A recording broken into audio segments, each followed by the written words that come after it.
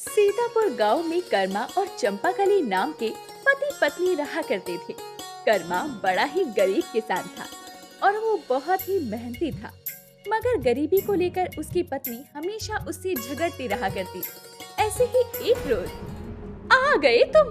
अरे घर में एक तरकारी नहीं है खाने को, क्या बनाऊं? घुइया? अरे भाग्यवान, आते आते मुझ पर क्यों चढ़ बैठती हो? अरे पति थक मानकर घर आता है तो उसे पानी के लिए तो पूछना चाहिए, मगर तुम बस दाना पानी लेकर चढ़ जाती हो और लड़ने लगती हो।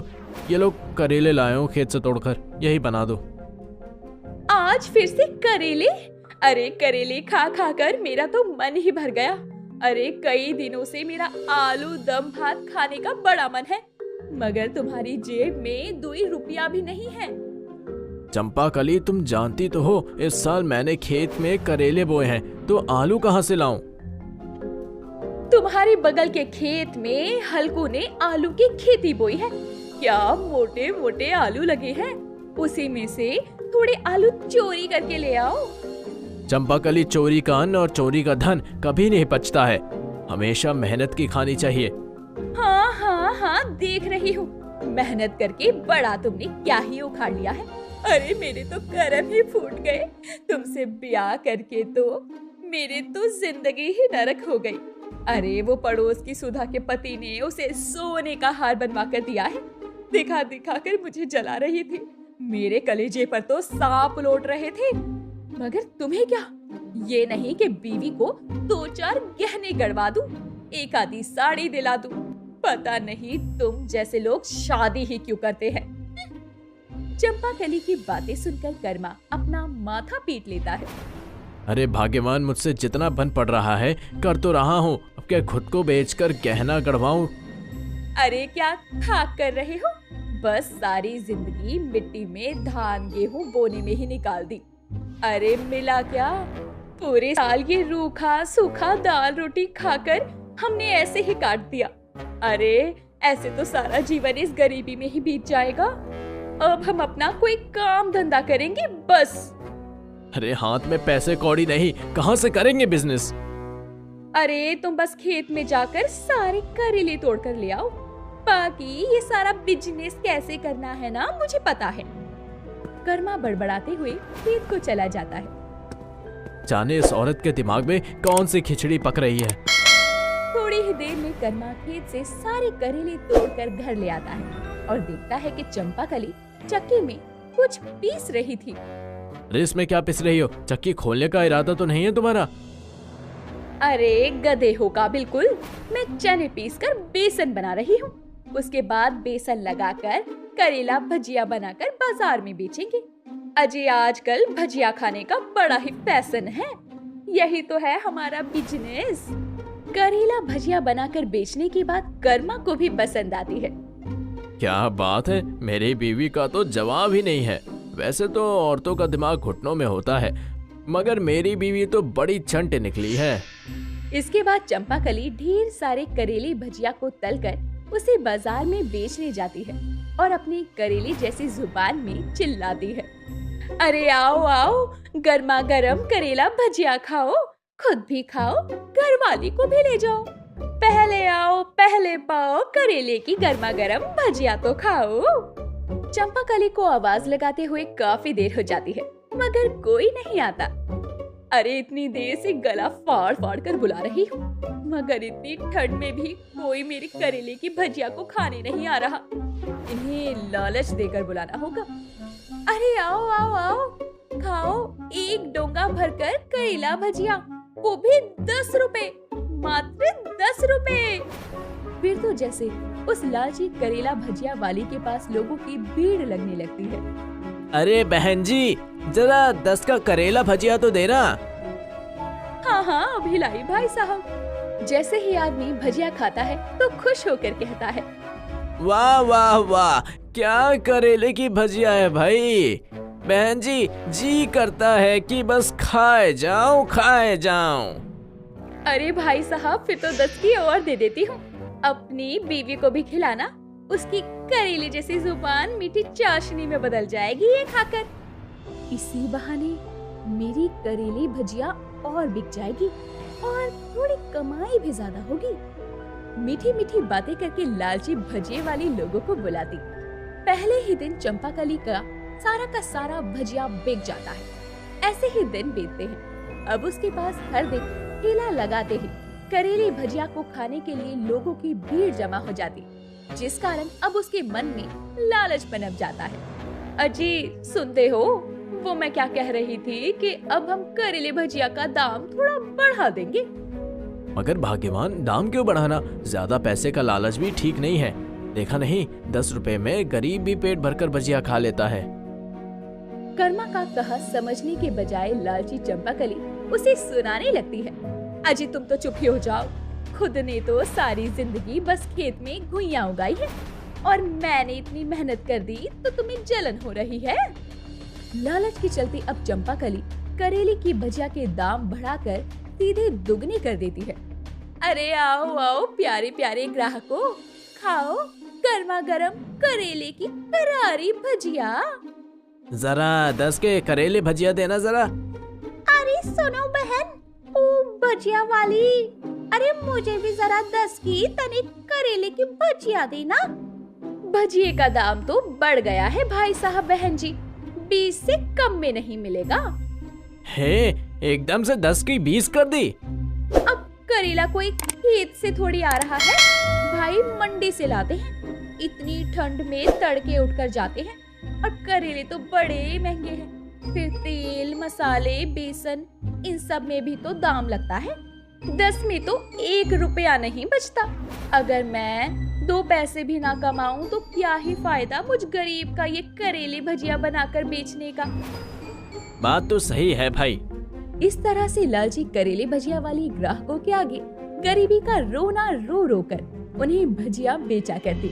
अब 10 की बजाय लोग 20 रुपए में भी उसकी भजिया को खरीद कर खाया करते। चलो फिर 20 का करेला भजिया कर दो। फिर तो जैसे चंपाकली का लालच अब दिन पर दिन महंगाई की तरह बढ़ रहा था और कुछ दिनों के बाद अजी देखिए 20 रुपए में भी लोग मेरी बनाई करेले की भजिया को कितना पसंद कर रहे हैं। तो तुम कहना चाहती हो भाग्यवान? अजी मैं तो सोच रही हूँ इस बार करेले भजिया का दाम बढ़ाकर 50 रुपए का कर दूं। फिर तो कमाई ही कमाई होगी और जल्दी ही हम लखपति बन जाएंगे। अपनी पत्नी का बढ़ता लालच देखकर कर्मा अपना सर पीट लेता है। चंपाकली, इतना लालच भी ठीक नहीं है। देखो जी, दाम तो मैं अपने करेले भजिया का बढ़ाऊंगी। तुम्हारा जिया जले तो जान जले तो जलता रहे। तुम बस मेरे दिमाग का कीमा न बनाओ और खाना खाओ सो जाओ। अगले दिन से चंपाकली ने करेले भजिया के दाम को बढ़ाकर 50 रुपए कर दिया और बोर्ड भी टांग दिया। अरे भजिया, गरम गरम ठंड में खाओ करेले की भजिया। अरे आओ आओ भाई साहब बहन जी, खाओ स्वादिष्ट करारा करेले का भजिया। लोग हर दिन की तरह चंपाकली की रेहड़ी पर करेले की भजिया खाने के लिए आ जाते हैं। अरे ओ भजिया वाली, जरा 20 के करेले भजिया कर देना। अरे हाँ, मुझे भी 20 की करेले भजिया देना और जरा करारी कर देना। जी जी अभी देती हूँ। चंपाकली डोंगे में आधे आधे करेले की भजिया को डालकर उन्हें देती है। तभी औरत जरा सा भजिया देखकर कहती है, हाय हाय, इतने कम करेले की भजिया, ये तो 5 की लग रही है। अरे करेले की भजिया का दाम बढ़ गया है। अगर डोंगा भरकर करेला भजिया चाहिए तो 50 रुपया देना पड़ेगा। करेले भजिया का बढ़ा हुआ दाम देखकर ग्राहक सोच में आ जाते हैं। सबकी जेब का हाल आमदनी 98 और खर्चा रुपया था। तभी आदमी उस लालची भजिए वाली औरत को बड़ी बड़ी आंखें दिखाकर कहता है, फिर से दाम बढ़ा दिए? ये भजिया वाली तो बड़ी लालची हो गई है। हर दूसरे दिन करेले भजिया का दाम ही बढ़ा देती है, जैसे करेले का भजिया ना हो गया हो किसी सोने का भाव हो गया हो। यहाँ से रास्ता नापने में ही भलाई है। ये कहकर वो आदमी वहाँ से चल देता है। तभी लालची भजिए वाली उसे जाता देखकर बोलती है, अरे क्या हुआ भाई साहब, आज करेला भजिया नहीं खाओगे क्या? नहीं नहीं, इतने पैसे नहीं है मेरे पास। लालची भजिए वाली तो थी ही बड़ी चंड, इसीलिए मक्खन लगाते हुए कहती है, अरे बाबूजी, आप जैसे बड़े बड़े लोगों के लिए 50 रुपया कौन सी बड़ी बात है। ये तो आपके हाथों का मैल है। अरे खाकर तो देखो, गजब का करेला भजिया बनाया है, और इस बार तो मैंने इसमें ज्यादा मसाले भी डाले हैं। बातें बनाना तो कोई इस भजिया वाली से सीखे। मन तो है मगर इतने पैसे नहीं है जेब में। इस तरह गिड़गिड़ाने के बाद भी लालची चंपाकली का 1 रुपए का करेला भजिया भी नहीं बिकता, जिसके चलते वो गुस्से में बड़बड़ाने लगती है। अरे पता नहीं आज किसका मुंह देखकर आई थी, 1 रुपया का भी करेला भजिया नहीं बिका। ये तुम्हारे लालच का नतीजा है चंपाकली। अभी वक्त है, बुरी लालच छोड़ दो। अरे चुप करो तुमको तो पैसा कमाना आता ही नहीं है।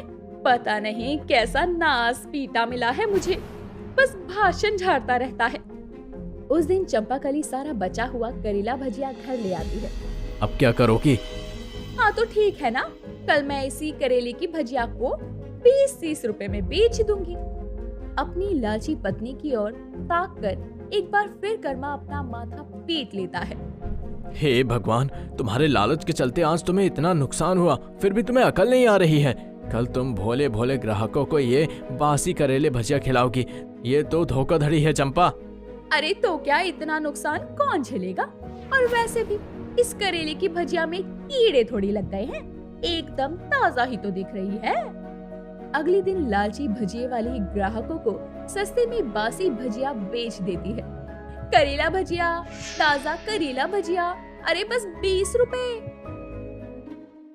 क्या बात है, आज फिर से करेले भजिया सस्ता कर दिया। चलो ऐसा करो 20 के दे दो। साहब, अब आप लोगों का दिल दुखाकर अपने व्यापार को बिगाड़ना थोड़ी है। अरे इस बुड़बक को क्या ही पता कि ये करेला भजिया कल की बासी है। इस तरह से अपने फायदे के लिए लालची करेली भजिया वाली ग्राहकों को बासी भजिया बेच देती है, जिससे सबकी तबीयत खराब हो जाती है और अगले दिन सबके सब पीठ पकड़े उसके पास आते हैं। करारे करेले भजिया खाओ, अरे एक बार खाओगी 100 बार आओगी। अरे खाकर तो देखो। अपना ये घटिया भजिया अपने पास रखो। पता नहीं कैसा सड़ा गला भजिया खिलाया कल तुमने। कल से घुसल खाने के अंदर बाहर हुए जा रहा हूँ मैं। अरे मेरा भी कुछ आप ही की तरह हाल हो गया है भाई। जाने इस लालची लुगाई ने करेले भजिया को बेचने के लिए कितने दिन बासी करेले की भजिया खिला दी हमको। अरे हाय। सच सामने आता देखकर लालची चंपाकली के पसीने छूटने लगते हैं। आप लोग क्या कह रहे हैं? अरे मेरे तो कुछ भी समझ नहीं आ रहा। ज्यादा चंटो बनने की कोशिश मत कर। पुष्पा नाम है मेरा। तेरी भजिया खाकर मेरे पेट में खलबली मच गई है।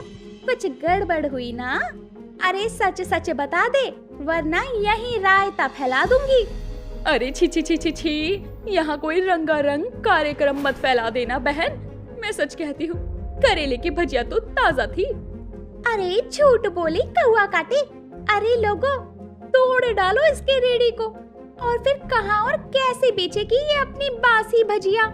गुस्से में लाल पीले हुए ग्राहक ठेला तोड़ने लगते हैं।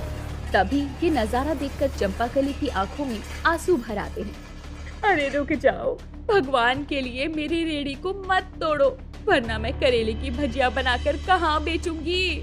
मैंने तो तुम्हें पहले ही कहा था चंपाकली, एक दिन ये लालच बड़ा भारी पड़ेगा।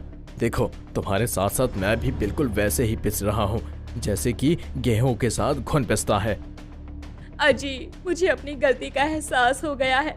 लो मैंने कान पकड़ लिए अपने। आज के बाद फिर लालच नहीं करूंगी। भाई साहब, बहन जी, अपनी बीवी की ओर से मैं हाथ जोड़कर माफी मांगता हूँ। हमें एक मौका दे दो, बस एक मौका। सिर्फ इसीलिए कि कर्मा ईमानदार था, लोग उसे मौका दे देते हैं और उस दिन से दोनों पति पत्नी साथ मिलकर करेले की भजिया बनाकर बेचा करते हैं और अब उनका व्यापार भी अच्छा चलता है। दोस्तों, हमें तो भजिया बहुत पसंद है। आपको भजिया कैसी लगती है और आप भजिया कैसे खाना पसंद करते हैं? चाय के साथ, चटनी के साथ, या आपका कुछ अलग स्वाद है? हमें कमेंट करके जरूर बताएं और इसी तरह की इंटरेस्टिंग वीडियोस के लिए हमारे चैनल को सब्सक्राइब करें। वीडियो पसंद आई हो तो लाइक करना बिल्कुल ना भूलें और दोस्तों के साथ शेयर भी कर दें। अरे कर दो भाई लोगों, ऊपर वाला इस भजिए वाली की दुआएं देगा। बहुत समय पहले की बात है। सुंदरपुर नगर अपने आप में बड़ा ही खुशहाल था। पूरी प्रजा राजा नरेश के कामों से पूरी तरह से संतुष्ट थी और उसकी एक पुत्री भी थी जिसका नाम चारुलता था। पिता की एकलौती पुत्री होने की वजह से वो बड़ी घमंडी थी। आज उसका 21वां जन्मदिन था। सैनिकों, जाओ जाके पूरे नगर में खबर कर दो कि आज राजा के महल में पूरे नगर को दावत दी जाएगी, क्योंकि आज हमारी पुत्री का जन्मदिन है। पिताजी, आज मेरा जन्मदिन है।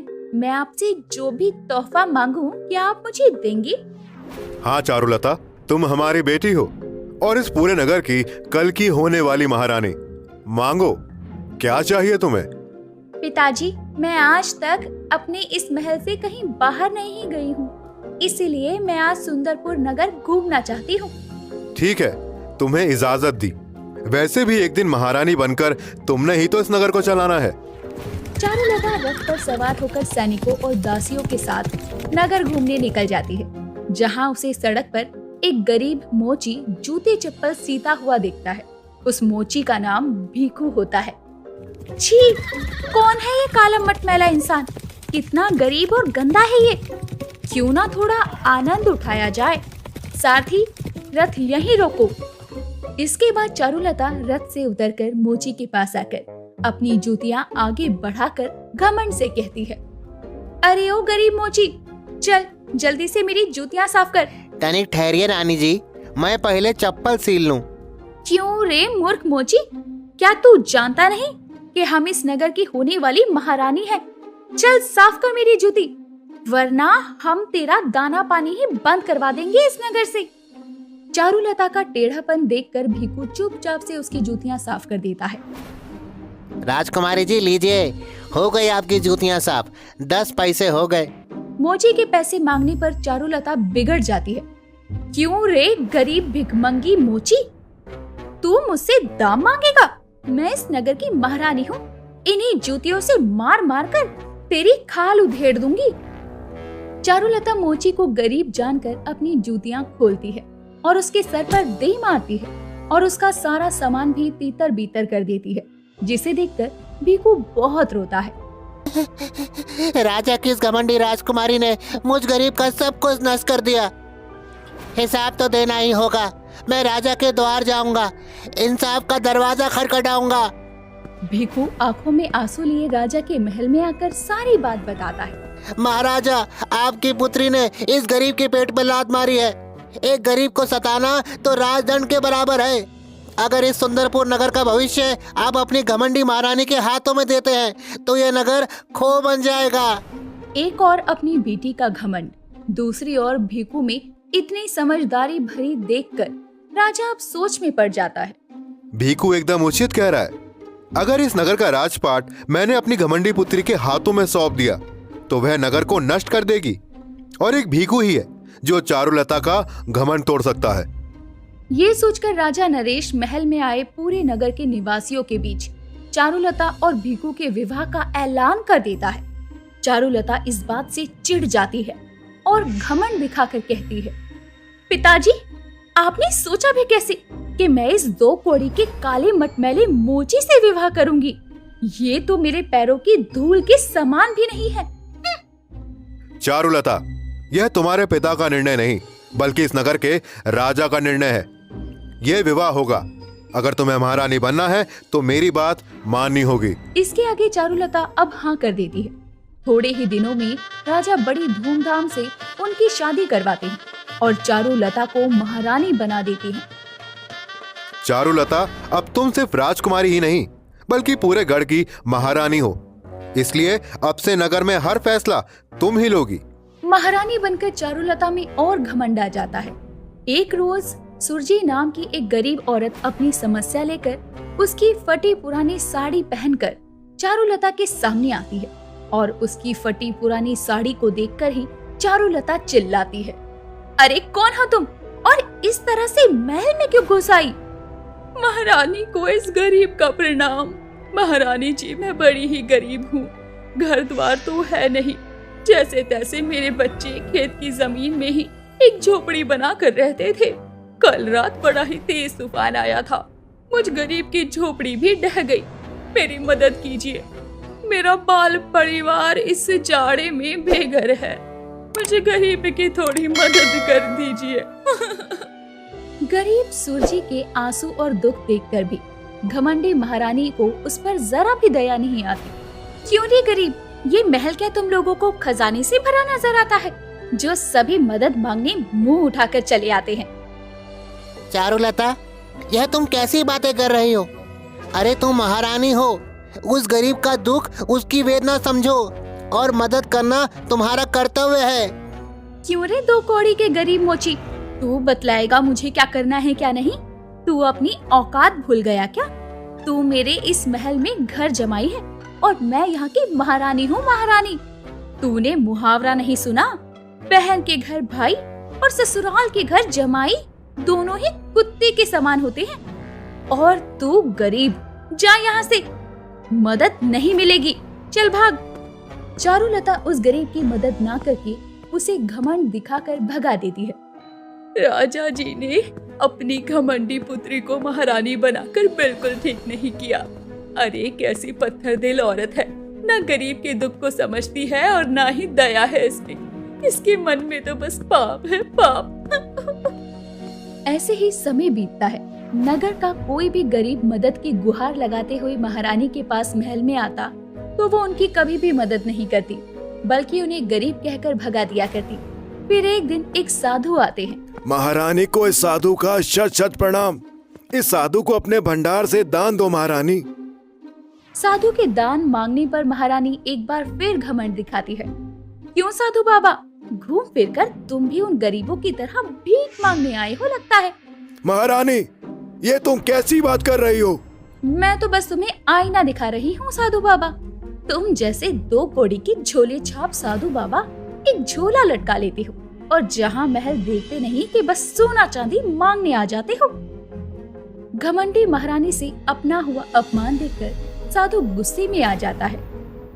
अपमान, घोर अपमान! राजा नरेश, राजा नरेश! साधु की चिल्लाहट सुनकर राजा नरेश दौड़ कर आते हैं और हाथ जोड़कर खड़े हो जाते हैं। साधु सच्चिदानंद जी प्रणाम। बंद करो अपना ये ढोंग और आडंबर राजा नरेश। पुत्री अपमान करती है और पिता झूठा आदर देता है। तुम्हारे हाथों भारी भूल हुई है। इस दुराचारी घमंडी को महारानी बनाकर जा रहे हैं। हम इस द्वार पर फिर ना कभी आएंगे, पर इसका घमंड एक दिन जरूर टूटेगा। साधु के इस तरह से लौट जाने की वजह से राजा नरेश भीखू को अकेले में बुलाते हैं। भीखू, मैंने सोचा था तुमसे विवाह करने के बाद चारुलता का घमंड टूट जाएगा, मगर ऐसा हो ना सका। अब तुम ही कोई उपाय बताओ। महारानी के घमंड को तोड़ने का एक ही उपाय है राजा जी, मगर उसके लिए आपको अपने दिल पर पत्थर रखना होगा। उसे महारानी के पद से हटाकर एक गरीब की जिंदगी भोगने का आदेश दीजिए, तभी उसे गरीबों का दुख महसूस होगा। भीखू के कहे अनुसार राजा चारुलता को महारानी के पद और महल से भी निकाल देते हैं। उससे जूतियां, महंगे कपड़े, गहने सब ले लिया जाता है। चारुलता भीखू के साथ एक साड़ी में निकल जाती है और उस वक्त कड़कड़ाती धूप होती है। हे प्रभु, ये सड़क तो अंगार जैसी जल रही है। काश कि मेरे पास मेरी जूतियां होती।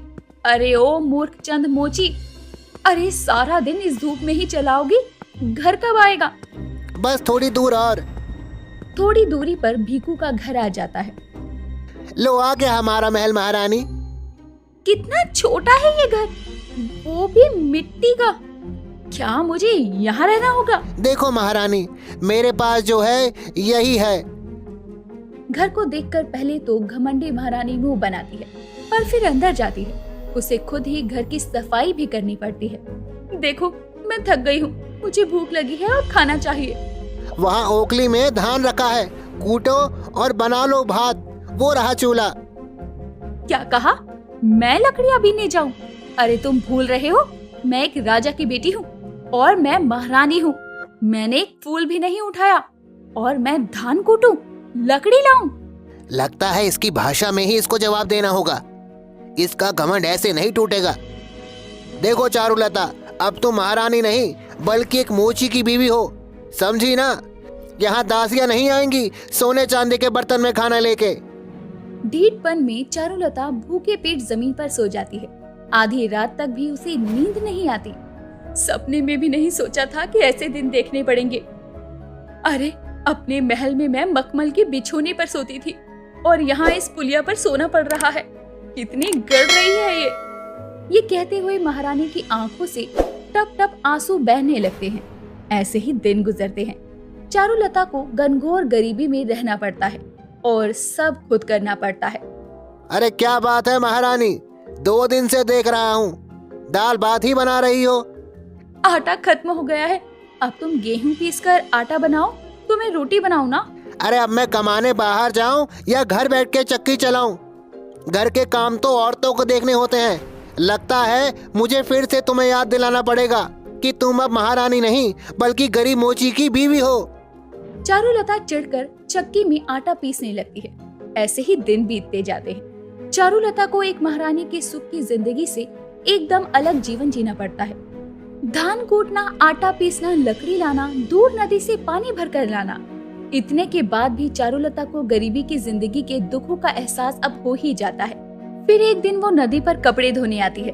तभी कपड़े धोते धोते जैसे ही वो अपनी शक्ल नदी की परछाई में देखती है तो खुद को देख कर कहती है, जब मैं महारानी थी तो मेरा रंग रूप कितना अद्भुत और मनोहर था, मगर अब गरीबी में जिंदगी गुजारने के बाद मैं कैसी दिखने लगी हूँ। काश कि मेरा मन घमंड से ना भरा होता तो आज मैं ऐसे दुखी वाले दिन नहीं देख रही होती बल्कि मैं एक महारानी की गद्दी पर बैठी होती। महारानी के दुख भरे आंसू नदी के पानी में गिरते हैं। गरीबी और दुख में जिंदगी बिताने के बाद चारुलता को गरीबों का दुख दर्द समझ में आता है। जिसके बाद एक दिन भीखू खुश होकर कहता है, चलो कम से कम देर से ही सही, चारुलता का घमंड तो टूटा। राजा जी को इस बात को बताना होगा। भीखू ये बात बताने के लिए महल जाता है।